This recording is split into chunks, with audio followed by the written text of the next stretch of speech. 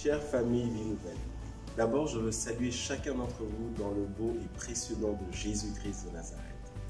Qui eût cru qu'en quelques heures, le mot de rencontre de l'église locale de Jésus-Christ allait passer d'un format physique à un format quasi virtuel.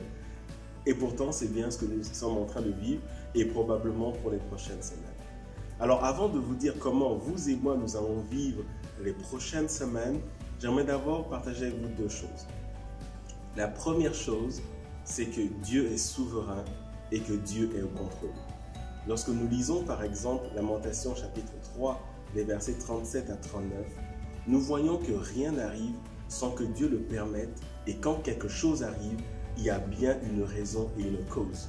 Et en particulier le verset 39 nous invite lorsque notre nation, lorsque les nations, lorsque le monde entier vit ce que nous sommes en train de vivre, la parole de Dieu nous invite à regarder à nous-mêmes, à faire un bilan et à quelque part dresser le bilan de santé de notre foi.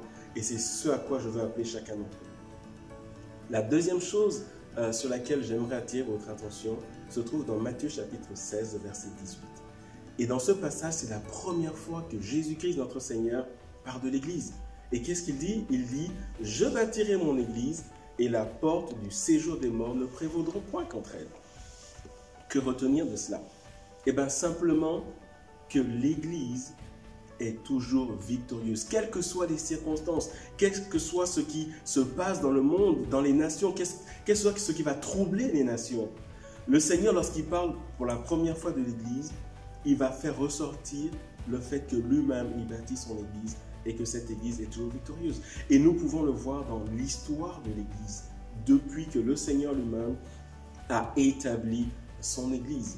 Et ce que j'aimerais que nous comprenions, vous et moi, c'est que ce que nous vivons n'arrêtera pas l'Église, n'arrêtera pas l'œuvre du Saint-Esprit au travers de l'Église. Et en soi, je veux encourager chacun d'entre nous. Alors pratiquement, comment allons-nous vivre les prochaines semaines? Je peux d'ores et déjà vous annoncer que dimanche prochain, j'aurai le plaisir et le privilège de vous apporter la parole de Dieu en live au sein de notre assemblée où je me trouve ce matin. En ce qui concerne les réunions de semaine, qu'il s'agisse des réunions d'études bibliques ou d'intercession, je vais vous demander un peu de patience. Les responsables de l'Église et moi-même, nous sommes à pied d'œuvre et nous travaillons pour vous apporter certainement un nouveau format, une nouvelle fréquence qui, j'en suis sûr, va vous bénir. Une question reste cependant en suspens. Comment l'Église va vivre sans pouvoir se rencontrer physiquement, sans avoir ces moments de communion fraternelle, sans avoir ces moments où nous prions ensemble? Et pour cela, j'aimerais simplement que nous lisions ce passage. Dans Jean chapitre 14, et versets 16 à 17, il est dit, et c'est Jésus qui parle, « Moi, je demande au Père de vous donner un autre défenseur pour qu'il soit avec vous pour toujours, l'Esprit de la vérité que le monde ne peut recevoir parce qu'il ne le voit pas et qu'il demeure auprès de vous et il sera en vous. » Et il sera en vous. Et c'est cette parole que j'aimerais mettre sur le cœur de chacun d'entre nous. Alors oui, on ne va pas se réunir pour les prochaines semaines, probablement, nul ne le sait pour l'instant. Mais ce qui est important, c'est que le Seigneur habite en nous par le Saint-Esprit. Et l'Église, c'est d'abord vous et moi dans notre lieu secret. Et à la place de la communion fraternelle, je veux inviter chacun d'entre nous à avoir une communion avec le Saint-Esprit. Et je veux que nous comprenions que ce que nous vivons, cette situation, est une opportunité pour vous et moi de fortifier notre foi dans notre lieu secret. Et je veux inviter chacun d'entre nous à prendre ce temps pour approfondir sa relation avec Jésus-Christ de Nazareth. Il est avec chacun d'entre nous. Mieux, il est en nous.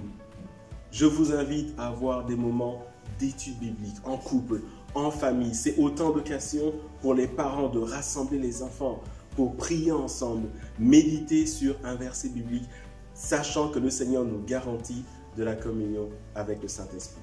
Et j'aimerais terminer ce mot par un verset, Romains chapitre 9, verset 16, qui dit ceci.